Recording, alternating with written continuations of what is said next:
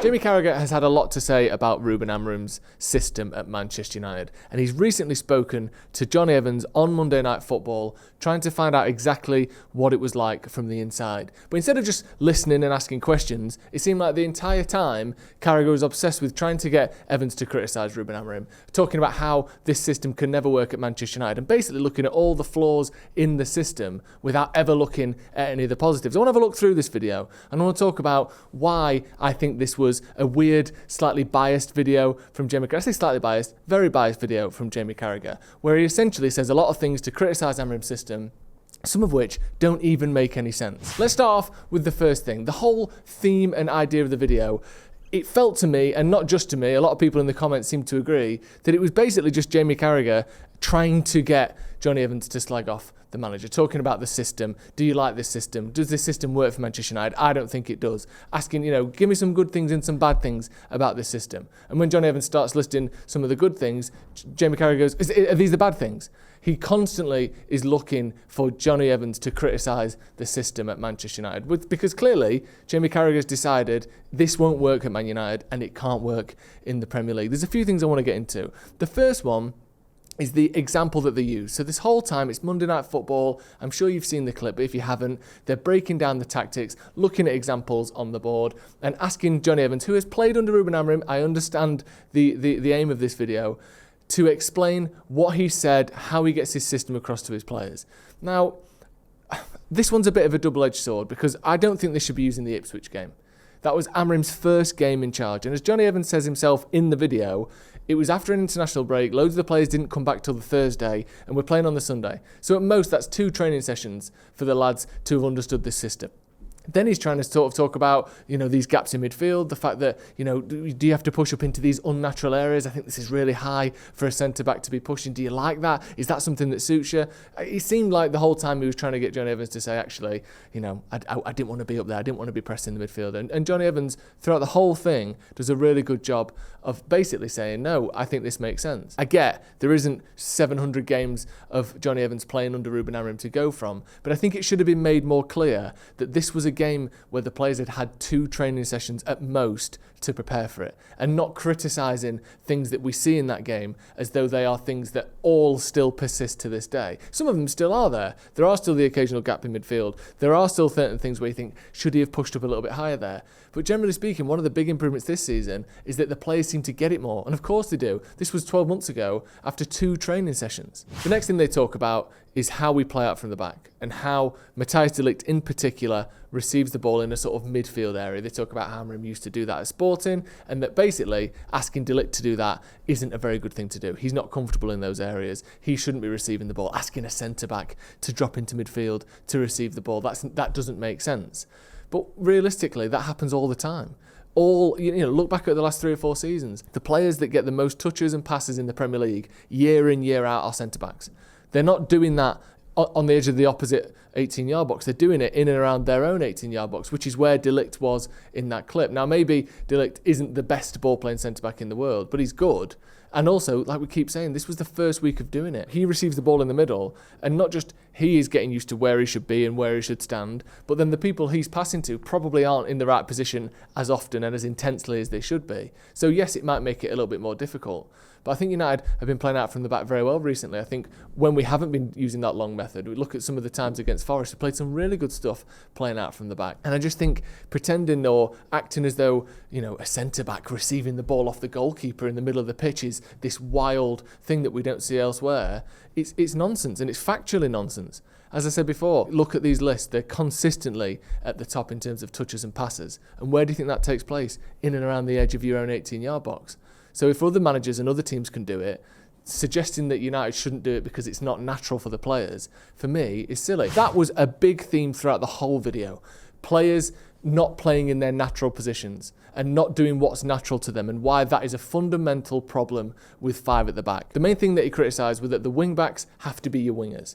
And Jonny Evans, this was when he said, what are the good points, what are the bad points? And Jonny Evans, I thought, made a really good point that I hadn't considered before, is that this system, as they went on to say, a lot of managers and a lot of teams like to have 5 defending when you're back and 5 in that attacking line when you're forward. And Carragher admits a lot of teams do that. Everyone does that. That's kind of standard, or sort of one of the standards in the Premier League. And the great thing about doing that in a 5 at the back is you know who's meant to be the back 5 when you're defending. It's obvious. It's your back 5. And then those wing backs just go up on rails and become wingers in the front 5. Now, that is very obvious. You don't have to have people dropping in, people coming from the midfield. You don't have to have overlapping wingers or wing backs or full backs. It's very, very clear. Everyone just slides forward. And even the same in the centre backs. When the ball's played into midfield, one of those centre backs slides forward on the rails and drops back in afterwards. You don't have to have crisscrossing, moving parts. It's just back and forward. Very, very simple. And that's one of the reasons why I personally think it's a system that should be able to work consistently, because you're not asking players, yes, they have to play differently to what they're used to, but it's not overly complicated. And Jonny Evans describes that perfectly, whilst obviously Jamie Carragher the whole time is trying to say, is that one of the weaknesses? Because what he deems to be a weakness, and maybe right now for Man United it is, he points specifically to Dalot playing as a winger, which again you would have to do when you're attacking, and Ahmad playing as a wing-back when you're defending, which again he would have to do, and he lost that header against Nottingham Forest. But he also talks about this gap in midfield, saying, you know, when you've only got 2 in there, you're going to have gaps either side of those defenders. So he accepts that teams defend with 5 at the back, even those in 4 at the back formations. When you're sitting deep, you'll play with the back 5. He accepts that players and teams attack with 5 going forward, but he also wants 3 in midfield. Now, 5 at the back, 5 in the front, 3 in midfield, that's 13 players. With the goalkeeper, that's 14. In order to do that, every single team has to have players playing out of position at certain moments. You cannot have 14 players on the pitch. So to have 5 at the back, that means in any system, either one of your midfielders or one of your wingers is going to have to drop back and defend with you. And to have 5 in the front, it either means you're going to have one of your midfielders or one of your fullbacks joining the attack. So acting as though Dalot playing as a winger is unique to Manchester United. Like, look at Man City down the years. You've had John Stones in the middle. You used to have Cancelo dropping into the centre mid as well. You'd have, at Liverpool, Jamie Carragher's own team. The 2 biggest creators in that team were Robertson at left back, playing essentially as a left wing back in a back 4, and Trent Alexander-Arnold at right back. Now, admittedly, Dalot being your left winger in your attacking system isn't the best thing in the world, but that's not a flaw of the system. That's just a flaw of the personnel that we've got. When we have a better wing back, that will make more sense. I think this idea that in other teams, everyone just stays in their position, and yet somehow you get 5 at the front, 5 at the back, and 3 in midfield, it literally doesn't add up. So every single team in the Premier League, Jamie, adapts their players and asks them to move around at times to create overloads in attack and overloads defensively. It's just an unchangeable fact. You can't have 5 at the front, 5 at the back, and 3 in midfield at all times, because that would be 14 players. So you have to have a little bit of movement and flexibility. Just because United's players aren't particularly flexible right now after one summer transfer window under Ruben Amorim isn't the fault of the system. The next thing he couldn't stop talking about is how United can't play like this. And so he said to Jonny Evans, you're a Man United man. You were a Man United man for a long time. You see it now. You're a fan. You're not playing anymore. Will United fans accept this? When I think of Man United, I don't think of Dalot. Again, he used Dalot as the example as a left winger. I don't think Man United should be playing like this. And Jonny Evans correctly points out, if we win, it doesn't matter. Because this isn't a fundamentally defensive system. I think when United think of... Personally, when I think of Man United and how we should play, I think we've seen a lot of different styles. Even under Sir Alex Ferguson, it wasn't the same the whole time. It was a 4-4-2 for a long time. Then it became a sort of 4-3-3 around the time that we won the Champions League in 2008. There was a lot of flexibility in terms of movement. Rooney would drop out wide. You'd see Ronaldo going into the middle, Ronaldo on the right-hand side, on the left-hand side. You know, it was very, very flexible. And I think, yes, attacking quickly, it seems to be a Man United trait. I think bringing youngsters through is a Manchester United thing. Being front foot and trying to win games rather than not lose them seems to be a Manchester United thing. But none of those things don't align with a 5 at the back or a 3 at the back, depending on how you want to look at it. I think the way United attacked against Brighton was very exciting. We got a lot of men in the final third. We created chances. We looked good. Scoring a lot of goals and playing attacking football can happen with a 5 at the back, as we said. You're still trying to get those 5 men on that front line like everyone else is. You're just doing it in a slightly different way. It just feels to me that Jamie Carragher's made his mind up that this can't work for many different reasons. He doesn't seem to fundamentally like three at the back. It seems like a formation he's not particularly comfortable with, and therefore seems to sort of put that on other people when, trying to tell everyone else why they shouldn't like it. I also think he believes that United playing a five at the back is fundamentally wrong and can't work at Manchester United.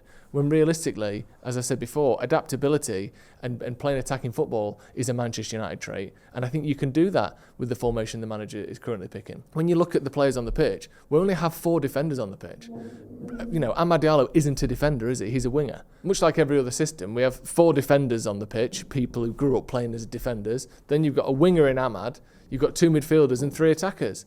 That's a lot of people that can play Manchester United football, in my opinion. So let me know what you think to this. I mean, the whole thing just felt like, let's try and get Jonny Evans on, and if we can make him criticise Amorim, brilliant. It didn't feel like a genuine chance for Jamie Carragher to learn something from a man that has actually been in the dressing room with Ruben Amorim. It felt like a chance to try and get him to say something he already believed. And I understand, as a pundit, as a fan, you're going to make your own opinions and they shouldn't just be changed every time you hear something new. But if you're literally with someone that played under this manager and he's trying to tell you something that it seems like you didn't know, I think the aim of that should be to try and learn something from him. Because if you can't learn something from him, someone that was actually there, Jonny Evans playing and training at Manchester United, who can you learn something from? For me, I'd be more likely to listen to Jonny Evans than Jamie Carragher. And Jonny Evans seems to think that Man United can be successful with a 5 at the back, so I'll take that. Thank you very much for joining us. We'll see you in a bit.